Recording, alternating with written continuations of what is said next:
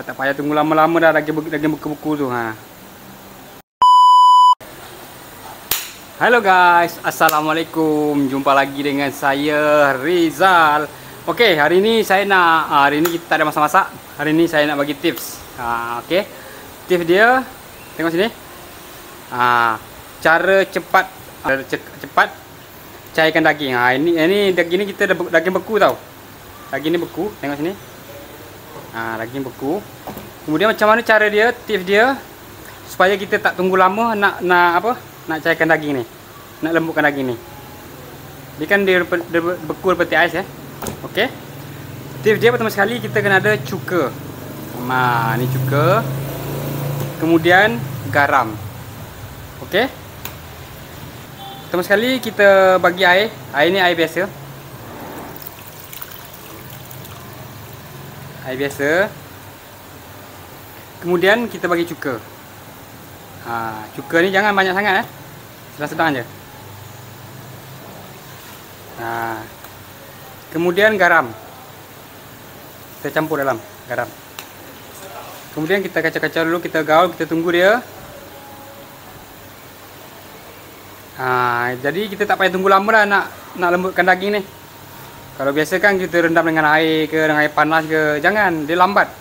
Makan masa setengah jam baru dia lembut, baru boleh kita nak guna. Yang ni tak payah, tips ni nak cepat. Lebih kurang dalam 10 minit ataupun 7 minit kita dah boleh. Daging ni dah cair. Dah cair pada dia beku lah. Dia dah tak beku dah. Okey, ni kejadian dia selepas kita bagi cuka, bagi garam. Kemudian kita tunggu lebih kurang dalam 10 minit paling lama. 7 minit, 10 minit hingga 10 minit. Okey. Sekarang kita tunggu dulu. Kemudian nanti kita tunjuk balik. Okey guys, kita dah rendam dia lebih kurang dalam 7 minit hingga pun 10 minit. Okey. Tengok kejadian dia. Ni daging yang kita beku yang keluar daripada peti ais tadi. Ni kejadian dia, tengok. Dia cepat. Jadi kita tak payah tunggu lama-lama. Kita rendam pakai air ke, dia lama tau. Lama nak tunggu daging ni.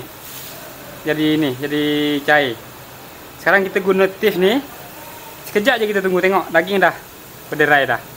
Tadi beku, sekarang dah cair dah, tengok. Dah tak beku dah. Inilah kejadian dia. Tengok. Sekejap aja.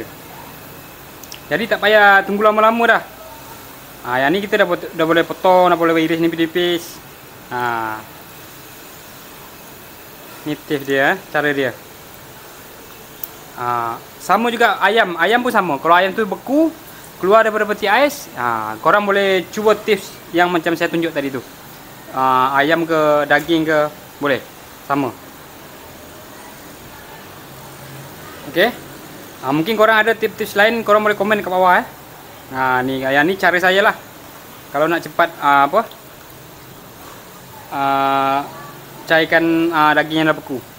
Macam ni cara dia. Kemudian yang ni lepas tu kita basuh tau.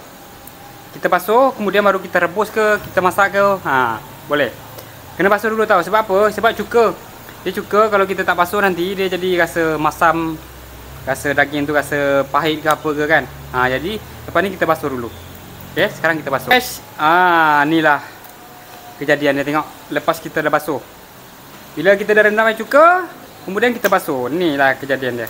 Baru kita nak masak ke, nak apa ke boleh. Kena basuh dulu. Ni nampak kejadian dia. Dah tak payah tunggu lama-lama dah daging beku-beku tu. Okey. Okey guys, inilah dia tips saya bagi hari ni. Saya kongsi, saya halalkan semua. Saya halalkan yang saya masak-masak ke, share resipi apa semua saya halalkan.